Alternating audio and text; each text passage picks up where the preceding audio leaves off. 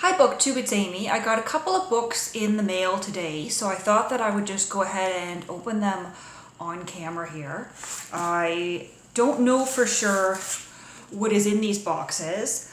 I ordered 5 books in the last 2 to 4 weeks from A Books, and everything was set to arrive between essentially the next day and the end of December. So I really wasn't expecting to see any of these books until at least late November, early December. So, it's exciting that they showed up, but I'm not sure which ones these are. Judging by the way they feel, I'm pretty sure they are some of the Trollope editions that I ordered. I want to read more Trollope, and I want nice editions of Trollope.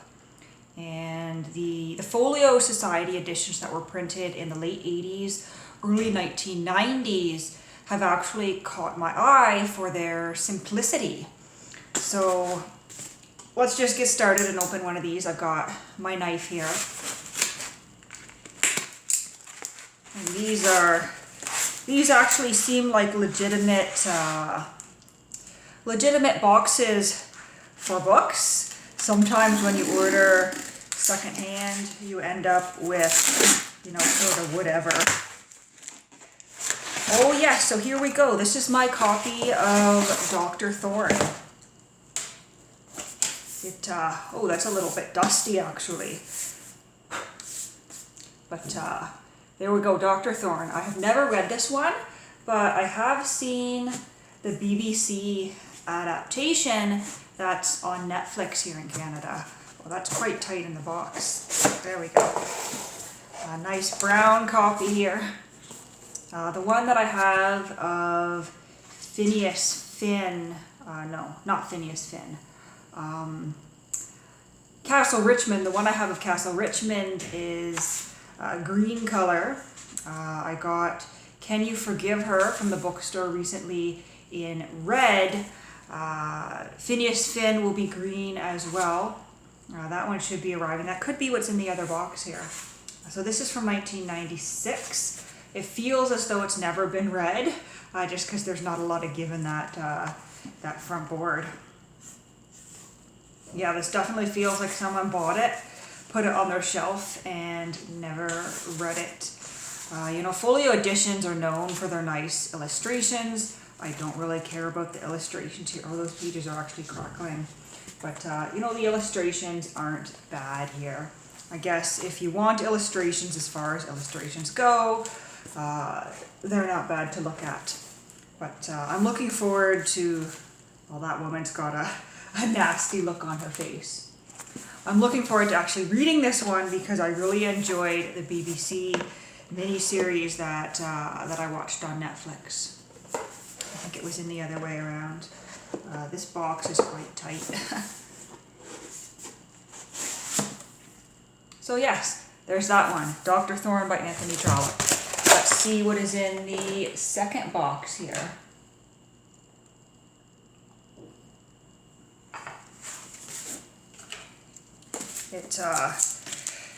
They're tear boxes, but there's packing tape over the part where you would tear. So once again, I'll just gently go at it with the X-Acto knife.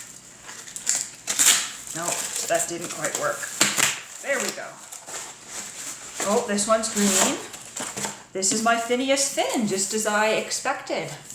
This one I have read in quite an unattractive and unpleasant to read paperback edition. The paperback was sort of short and fat and not pleasant to look at, not really pleasant to hold on to there. And these are from the same bookseller actually. They're from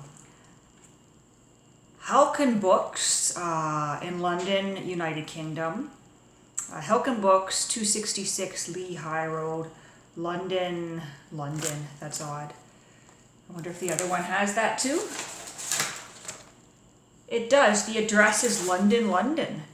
That's odd. Is that a normal thing? I don't know London, so anyway.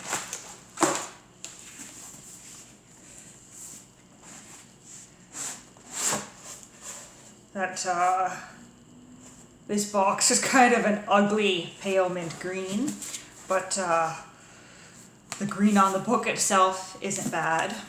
Definitely, oh, this one's definitely been read. It sort of flops compared to the other one that was really stiff. This one has definitely been read. This one is from 1989, and there's kind of an ugly image in the front here. But this is definitely something that when I want to reread Phineas Finn, this will be a nice addition to come to. And it is nice to have books that sort of match.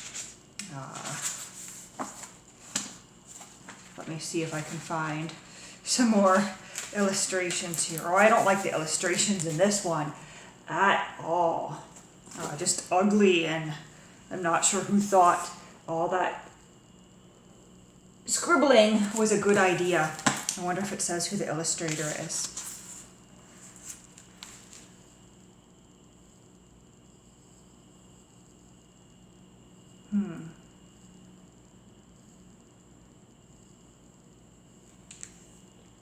Appeared of St. Paul.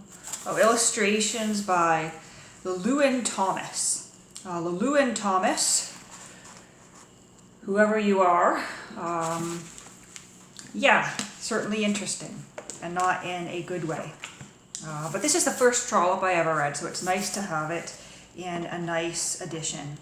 And the paperback that I originally read this in, it's not something that I think I would succeed in reselling to a used bookstore. I think I paid about $3.99 for it in the first place.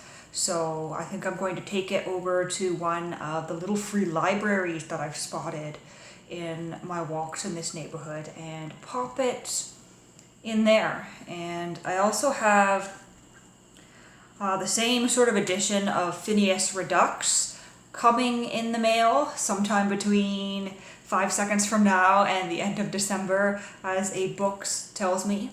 And that once that arrives, I'll get rid of my paperback copy of Phineas Redux as well.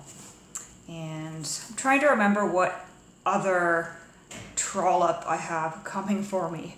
I have one or two more, and then I have a Louisa May Alcott on the way. And I purchased those and told myself that that's it for the year. No more impulse book buying until 2020. Because, yep, these, by the time you factor in the currency exchange, because, you know, A-Books is in US dollars, which comes across kind of silly because I'm paying Canadian dollars, and then it gets converted to US dollars, I guess, and then the bookstore gets the US dollars converted to pounds. But I guess because A-Books is American, everything has to be US dollars. But what it comes down to is each of these, when you add the cost of the book and the shipping, came out to 20 or 25 Canadian dollars each. So, or maybe, I think Phineas Finn was a little less. This probably came to about 15, and the other ones were more like 20 or 25. But that does add up, and I should probably be spending my money on, you know, things like food rather than beautiful books. But these are quite nice, and I think Folio Society is starting to grow on me. If you've read either of these ones, let me know. As I said, I've read Phineas Finn, never read Dr. Thorne, but I know the plot of Dr. Thorne from the BBC series.